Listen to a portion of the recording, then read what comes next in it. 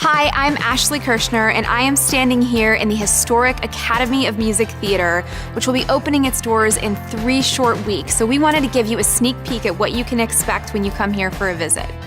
The Academy opened in 1905 and was a major destination for big Broadway acts, major touring, musical performances, and even film. But it closed its doors in 1958, and the stage has been dark ever since. But thanks to so many in this community who believed in this vision, the Academy will reopen on December 6th. And there's so much that went into this restoration, but I want to point out just a couple things that you can look forward to on your visit. The first is the beautiful plaster work, which is seen throughout the theater, across the proscenium, and all the way up onto the ceiling.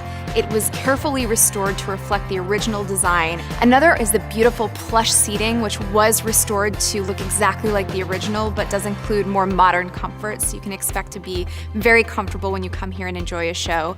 But also something that I find really cool are the 2 balconies that were rebuilt, not just to reflect the original design of the space, but also to ensure that there's maximum seating. They can seat over 830 people in here for this space now, which allows for a lot of people to enjoy the space. Along with this newly restored, beautiful historic theater, there's also a brand new lobby next door that boasts a full bar, concession stand, and it's just a great place to hang out before the show. So what you really want to know is what's going to be happening here when it opens, and the answer is a lot.